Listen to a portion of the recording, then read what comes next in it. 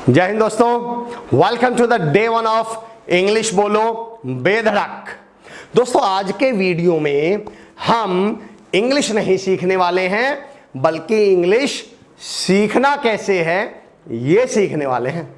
समझना दोस्तों, अगर मैं अपने बेटे को एक मछली रोज पकड़ कर दूं तो बताइए वो कब तक अपना पेट भर लेगा, कब तक उसका काम चल जाएगा? बिल्कुल सही, जब तक उसे मैं मछली पकड़ कर दे रहा हूं। जिस दिन मैं नहीं रहूंगा उस दिन वो भी भूखा मर जाएगा। लेकिन अगर मैं अपने बेटे को मछली पकड़ना सिखा दूं तो कब तक उसका काम चल जाएगा? बिल्कुल सही, जब तक वो है, और हो सकता है वो शायद अपने बेटे को भी सिखा कर जाए। तो दोस्तों हम इंग्लिश सीखना कैसे है ये सीखने वाले हैं पहले दो वीडियोज में। और मैं आपसे वादा करता हूं दोस्तों, अगर ये पहले दो वीडियो आपने ध्यान से समझ लिए, आपने इन दो वीडियोज में सीख लिया कि सीखना कैसे है, मैं आपसे वादा करता हूं इंग्लिश के जितने भी स्ट्रक्चर्स हैं उन्हें सीखने में आपको 6 घंटे से ज्यादा नहीं लगेंगे। ये मेरा आपसे वादा है। तो आइए सीखना शुरू करते हैं दोस्तों। और याद रखिएगा कि हम यहां पर इंग्लिश सब्जेक्ट नहीं, इंग्लिश लैंग्वेज सीखने के लिए हमने ये कोर्स ज्वाइन किया है। हमें इंग्लिश में बातें करना सीखना है। तो शुरुआत करते हैं बातों से। दोस्तों बातें दो तरह की हो सकती हैं। जिन्हें आप सेंटेंस बोलते हैं उन्हें मैं बोलूंगा बातें। और बातें दो तरह की हो सकती हैं, हम उनको बोलते हैं एक तो पूछना और दूसरा बताना। अगर मैं इंग्लिश में कहूं तो पहला आस्किंग और दूसरा टेलिंग। देखिए आप सुबह से शाम तक अपना रूटीन देखिए, क्या करते हैं हम? या तो हम किसी से पूछ रहे होते हैं या किसी को हम कुछ बता रहे होते हैं। आप सुबह उठे, मम्मी ब्रश कहाँ है? आप सुबह उठे, मम्मी खाना बन गया क्या? अच्छा मम्मी अभी आपने क्या किया? ब्रश कहाँ है? पूछा। मम्मी खाना बन गया क्या? पूछा। ओके मम्मा मैं कॉलेज जा रहा हूं, आपने बताया। मम्मी पापा जी कब आएंगे? आपने पूछा। मम्मी मैं क्रिकेट खेलने जा रहा हूं, आपने बताया। मम्मी मैं पढ़ रही हूं, आपने बताया। यानी आप तो पूछते हैं या फिर आप बताते हैं। इसी को हम कहते हैं आस्किंग यानी पूछना और टेलिंग यानी बताना। अब ये आस्किंग यानी पूछने के भी दो पार्ट हो सकते हैं और टेलिंग यानी बताने के भी दो पार्ट हो सकते हैं। पहले समझते हैं पूछना यानी आस्किंग को। दोस्तों इन्हें बोलते हैं हम क्वेश्चंस। ग्रामर की भाषा में इनको सिंगल इंट्रोगेटिव, डबल इंट्रोगेटिव बोला जाता है। लेकिन मैंने आपसे वादा किया है हम आपको इंग्लिश आसान तरीके से सिखाएंगे। तो इसको हम कहेंगे स्मॉल क्वेश्चन और बिग क्वेश्चन। स्मॉल मतलब कैसे आइडेंटिफाई करें ये क्वेश्चन स्मॉल है या बिग है? जैसा नाम से ही समझ में आ रहा होगा, स्मॉल मतलब छोटा। तो सवाल छोटा नहीं होगा दोस्तों, जिस सवाल का जवाब छोटा सा दिया जा सके। और दुनिया का सबसे छोटा जवाब क्या है? यस और नो, हाँ या ना। तो जिस सवाल का जवाब आप हाँ या ना में दे सकते हैं, that is called small question. Practice करके देखते हैं। क्या आप एमबीए कर रहे हैं? आप जवाब क्या देंगे? हाँ या ना। क्या आप हापुड़ के रहने वाले हैं? आप क्या जवाब देंगे? हाँ या ना। क्या आपके पापा जी जॉब करते हैं? आप क्या जवाब देंगे? हाँ या ना। क्या आप जॉब करते हैं? हाँ या ना। क्या आपका कोई बिजनेस है? हाँ या ना। तो जिस सवाल का जवाब हाँ या ना में दिया जा सकता हो, that is called small question. देख रहे हो कितना आसान है पहचानना। अब आते हैं बिग क्वेश्चन। नाम से समझ में आ रहा है बिग माने बड़ा। जिस सवाल का जवाब देने के लिए हमें थोड़ा सा डिटेल में जाना पड़े या जिसको डिस्क्राइब करना पड़े, that is called big question. उसे हम बोलते हैं बिग क्वेश्चन। कैसे? आप कहां रहते हैं? अब आपको जवाब देना पड़ेगा मैं चिरोड़ी में रहता हूं, मेरे गांव का नाम है। आपको जवाब दे देगा कि मुझे बिशनपुरा में रहता हूं, मैं परवीन सर के गांव का नाम है। या आप अपने गांव का नाम बताएंगे, मैं हापुड़ का रहने वाला हूं, मैं दिल्ली का रहने वाला हूं, मैं लुधियाना से रहने वाला हूं, मैं भोपाल का, मैं इंदौर का रहने वाला हूं। यानी अब आपको शब्दों में बोलकर जवाब देना पड़ा। आपके पापा जी क्या करते हैं? आपको बताना पड़ेगा जॉब करते हैं, बिजनेस करते हैं। आप क्या करते हैं? आपको बताना पड़ेगा मैं ग्रेजुएशन कर रहा हूं या मैं पढ़ाई कर रहा हूं या मैं जॉब करता हूं। आप कितने भाई बहन हैं? आपको बताना पड़ेगा 2 हैं, 3 हैं। जिस सवाल का जवाब आपको डिटेल में देना पड़ता है, that is called big question. जिस सवाल का जवाब आप हां या ना में दे सकते हैं, that is called small question.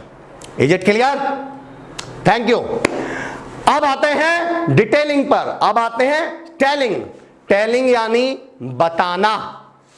दोस्तों जब हम किसी को कोई बात बताते हैं उसके भी दो फॉर्म होते हैं। एक हम बताते हैं कि ऐसा होगा या ऐसा हुआ या ऐसा हो सकता है या ऐसा होने वाला है। और एक हम कहते हैं ऐसा नहीं हुआ, ऐसा नहीं होता है, ऐसा नहीं होगा। जब आप किसी को ये बताते हैं नहीं होगा यानी नहीं शब्द का प्रयोग करते हैं, दैट इज कॉल्ड नेगेटिव। उसे हम सेंटेंस या बातों की फॉर्म में बोलते हैं नेगेटिव। और जब आप कहते हैं ऐसा होगा तो दैट इज कॉल्ड अफर्मेटिव।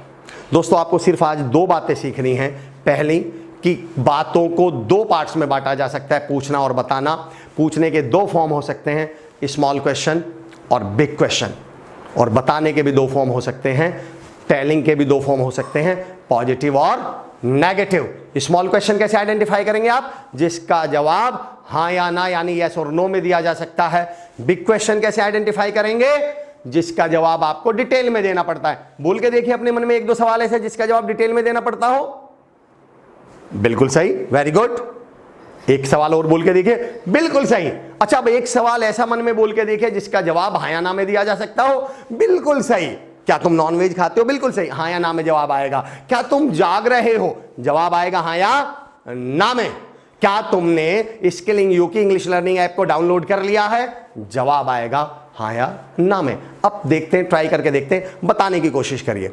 आप जहां भी बैठकर इसको सीख रहे हैं किसी को कुछ बताइए। बिल्कुल सही। अभी आपने अपने दोस्त से बोल रहा है मैं जा रहा हूं, बिल्कुल आपने बताया। अच्छा, कल मैं नहीं आऊंगा, बिल्कुल सही आपने बताया है। मैं जा रहा हूं, ये कौन सा सेंटेंस है? ये कौन सी बात है? पॉजिटिव। मैं नहीं आऊंगा, ये कौन सी बात है? नेगेटिव। बिल्कुल सही। Is it clear? अभी तक हमें क्लियर है क्या? Thank you so much. मैं उम्मीद कर रहा हूं अभी तक आपको क्लियर हो चुका होगा।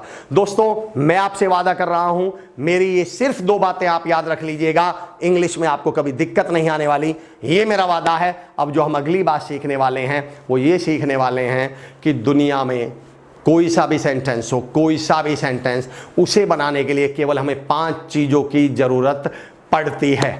वो 5 चीजें कौन कौन सी हैं? अगर मैं इंग्लिश की भाषा में बात करूं तो आपने सुना होगा सब्जेक्ट होता है, एक हेल्पिंग वर्ब होता है, एक वर्ब होती है, एक ऑब्जेक्ट होता है और एक अदर वर्ड्स होता है। ये 5 चीजें चाहिए। पर दोस्तों, मैंने आपसे वादा किया है, मैं आपको किताबी ज्ञान नहीं दूंगा, हम आपको इंग्लिश आसान तरीके से बताएंगे। अब आप अमर चौधरी के तरीके से समझिए, सेंटेंस बनाने के लिए हमें केवल 4 चीजों की जरूरत पड़ेगी। आप चाहें तो उन्हें 5 भी मान लीजिए, लेकिन 4 चीजों की जरूरत पड़ेगी। और हम उसको सिंप्लीफाई कैसे करेंगे?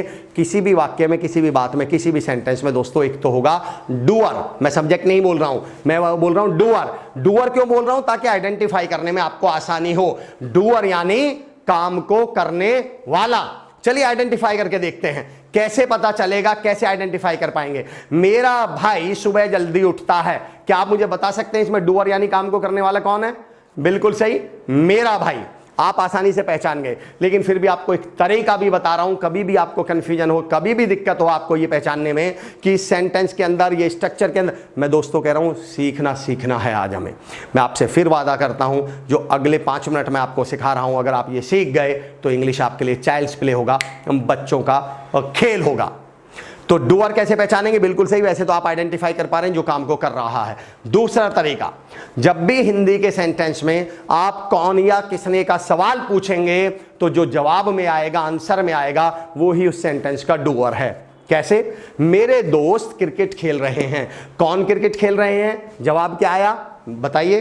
बिल्कुल सही, मेरे दोस्त। मेरा भाई मेरी मदद करता है। कौन मदद करता है मेरी? मेरा भाई। बिल्कुल सही। मेरे पापा जी जॉब करते हैं। कौन जॉब करते हैं? मेरे पापा जी। मैं कल कॉलेज नहीं जाऊंगा। कौन नहीं जाएगा कॉलेज? मैं। तो पापा जी, मेरे दोस्त, मेरा भाई, मैं, हम सब क्या हुए? डूअर। बिल्कुल आप पहचानना सीख गए हैं, दैट्स ग्रेट। नेक्स्ट होता है जिसको ग्रामर की भाषा में, इंग्लिश की भाषा में वर्ब बोलते हैं, लेकिन मैं उसको बोलता हूं क्रिया। क्या बोलता हूं मैं उसको? क्रिया यानी काम। कैसे आइडेंटिफाई करें? अरे भाई, इससे आसान तो दुनिया में कोई काम नहीं हो सकता। मैं इंग्लिश बोल सकता हूं, इसमें काम क्या हो रहा है? बिल्कुल सही, बोलने का। उसने मुझे धोखा दे दिया, इसमें काम क्या हुआ? धोखा देने का। मैं सुबह जल्दी उठता हूं, इसमें काम क्या हुआ? जल्दी उठने का। मैं इंग्लिश पढ़ता हूं, काम क्या हुआ? पढ़ने का। मैं टीवी देख रहा हूं, काम क्या हो रहा है? देखने का। तो जो उस सेंटेंस के अंदर काम हो रहा है, दैट इज कॉल्ड वर्ब। उसको क्या बोलते हैं हम? वर्ब यानी क्रिया। तो डूअर और वर्ब आप आइडेंटिफाई करना सीख गए हैं, दैट्स ग्रेट। अब आते हैं हम ऑब्जेक्ट पर। तीसरी चीज क्या होती है? ऑब्जेक्ट। कैसे आइडेंटिफाई करेंगे कि इस सेंटेंस के अंदर ऑब्जेक्ट क्या है? सिंपल सा क्वेश्चन है। एक क्वेश्चन पूछिए, क्या और किसे। क्या क्वेश्चन पूछना है आपको?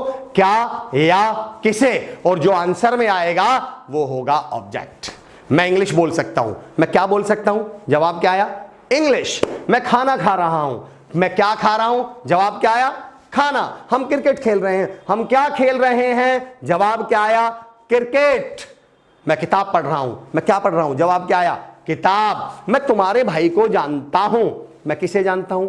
तुम्हारे भाई को। मैं उसे पढ़ाऊंगा। मैं किसे पढ़ाऊंगा? उसे।